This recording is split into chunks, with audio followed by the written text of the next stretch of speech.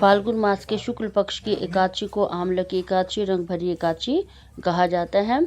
और आंवले की एकादशी में आंवले के दान का, आंवले के सेवन का और आंवले की पूजा का बहुत अधिक महत्व माना गया है। आंवले के पेड़ की इस दिन पूजा की जाती है। कहते हैं कि आंवले के पेड़ में विष्णु भगवान का वास होता है और विष्णु भगवान की पूजा के साथ साथ हमें आंवले की पूजा इस दिन करनी होती है। अगर आंवले का पेड़ ना मिले तो हम आंवले का जो फल होता है वह भी विष्णु भगवान को समर्पित कर सकते हैं और आंवले से बनी चीज़ों का हम भोग लगा सकते हैं। और इस दिन हमें आंवला दान भी अवश्य ही करना होता है और हम आंवले का दीपदान भी इस दिन कर सकते हैं। एकादशी विष्णु भगवान के समक्ष आंवले का दीपदान करना भी बहुत ही अधिक महत्वपूर्ण बताया गया है।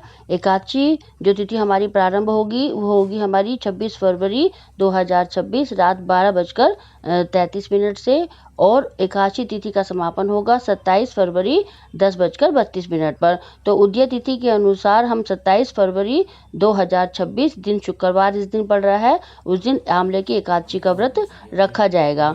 तो जो हमारा पारण का शुभ समय रहेगा वो रहेगा हमारा 28 फरवरी 2026 सुबह 6:32 से 9:32 के बीच में हमें एकादशी के व्रत का पारण करना होगा।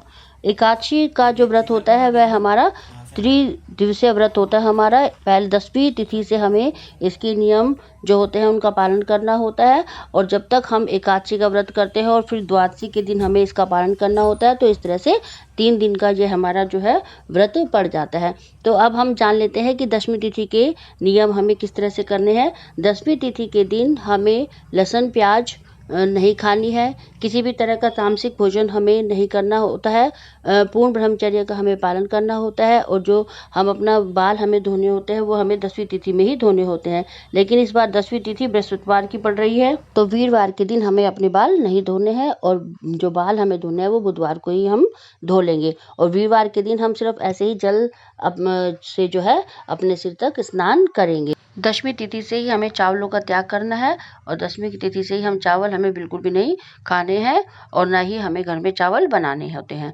तो एकादशी के दिन भी चावल का त्याग करेंगे, 10वीं के दिन भी, और जब हम द्वादशी के दिन व्रत का पालन करेंगे उस दिन हमें चावल बनाने होते हैं और चावलों का भोग लगाना होता है। अब बात कर लेते हैं कि हमें एकादशी के दिन किन किन नियमों का पालन करना है और पूजा पाठ हमें कैसे करनी है। एकादशी के दिन हमें सुबह सवेरे जल्दी उठना है और फिर हम अपने जो है दैनिक कार्यों से निवृत्त होकर हमें अगर आसपास कोई नदी या सरोवर है तो उसमें स्नान करेंगे, नहीं तो अपने नहाने के जल में गंगा जल डालकर हमें स्नान करना है। बहुत बड़ी एकादशी है आंवले का एकादशी, तो इस दिन हमें जो है पूरे ही स्वच्छ साफ सुथरे वस्त्र पहनने हैं और अगर आप चाहें तो घर के मंदिर में ही पूजा कर सकते हैं, नहीं तो आप पूजा के लिए अलग से चौकी भी लगा सकते हैं। अलग से पूजा करने के लिए हमें एक चौकी लेनी है, चौकी पर हमें पीले रंग का वस्त्र बिछा लेना है, उस पर हमें तिल का आसन देते हुए विष्णु भगवान की प्रतिमा जो है हमें विराजमान करनी है और फिर हमें हाथ में जल लेकर एकादशी व्रत का जो है वो संकल्प करना है और वह जल हमें वही विष्णु भगवान के चरणों में छोड़ देना है।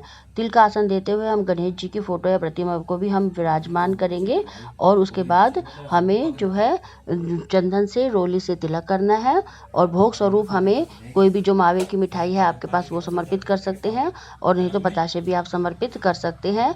धूप हमें दिखानी है और इस दिन हमें जो है आंवला जरूर से समर्पित करना है। देखिए आंवला की एकादशी है, इसमें आंवले की पूजा का बहुत अधिक महत्व बताया गया है। अगर आपके पास आंवले का वृक्ष है तो आप वहां जाकर आंवले के वृक्ष की पूजा करें तो वह बहुत ज़्यादा ही उत्तम होगा। लेकिन अगर आपके आंवले का वृक्ष नहीं मिलता है तो जब आप पूजा करें घर पर ही तो जो आंवले का फल है वो आपको आसानी से मिल जाएगा। उस दिन पूजा में आप वही रख सकते हैं और उन्हें ही आप जो है पूजना है। आंवले का दान आपको करना है और आंवले से बनी चीज़ों का ही आपको भोग लगाना है भगवान जी को। इस दिन आंवले के दान का भी बहुत अधिक महत्व जो है वो बताया गया है और अगर आप चाहें तो आंवले का दीपदान भी इस दिन कर सकते हैं। तो जो है आंवले की एकादशी है तो आंवले का बहुत अधिक इसमें महत्व है, तो हम आंवले का भोग लगाएंगे। उसके बाद हमें हाथों में तिल लेकर आंवले की एकादशी की कथा सुननी है और एकादशी की जो है हमें आरती करनी है, विष्णु भगवान की हमें आरती करनी है। जो भी फूल आपको मिल जाए आप वो चढ़ा सकते हैं, फूल आप चढ़ा दें और इस तरह से हमारी जो है पूजा वो हमारी संपूर्ण हो जाती है और हमें हमें जो जो हमने लोटा का एक जल भर के रखा है वो हमें सूर्य को उससे हमें जल दे देना है।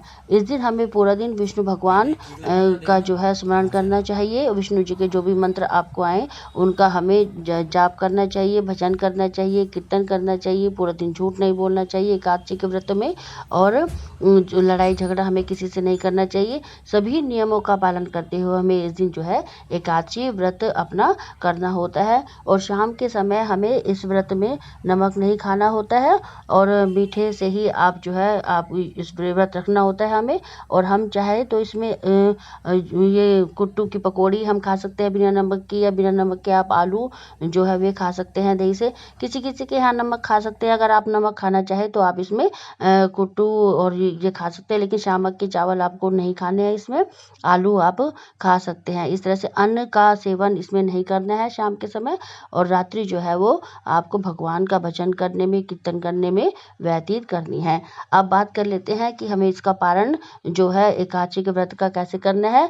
अगले दिन जब हमें सुबह उठे तो स्नान आदि करके हमें विष्णु भगवान का दोबारा से पूजन करना है, और धूप दीप उन्हें दिखानी है। एकादशी के व्रत का जब हम पारण करेंगे तो हमें जो तुलसी पत्र हमें विष्णु भगवान को जल में डालकर समर्पित करना होता है, और फिर वही तुलसी दल हम अपने मतलब भोग स्वरूप उसे ग्रहण करते हैं, उसी से हमें अपने व्रत का पारण करना होता है। इस दिन हमें चावल बनाने हैं, चावलों का ही हमें भोग लगाना होता है, और चावल ही हम ग्रहण कर लेते हैं। द्वादशी में चावलों के सेवन का बहुत अधिक महत्व होता है, और सूर्य को अर्घ देना है। जब हम व्रत का अपना खोले पूजा पाठ करने के बाद, तो व्रत का पारण करने से पहले हमें किसी भी ज़रूरतमंद को कुछ चीज़ें दान में ज़रूर देनी चाहिए। इस दिन अन्न के दान का, चावलों के दान का, वस्त्र के दान का बहुत अधिक महत्व होता है। तो आप किसी भी ज़रूरतमंद को कुछ न कुछ चीज़ें अवश्य दान करें। अगर आप अन्न का दान नहीं कर सकते हैं तो आप कुछ पैसे उठाकर रख सकते हैं, और वो पैसे किसी को फिर दान में दे सकते हैं। तो इस तरह से आपको अपने व्रत का जो है ये द्वादशी व्रत का पारण करना होता है। अगर आपको ये इन्फॉर्मेशन अच्छी लगी हो, वीडियो अच्छी लगी हो, तो मेरे चैनल को लाइक करें, शेयर करें, सब्सक्राइब करें। और हम महिलाएं घर में तीज त्योहार व्रत कैसे करती हैं, इन्हीं सभी जानकारियों के लिए मेरे जो चैनल है उसे सब्सक्राइब करें। धन्यवाद।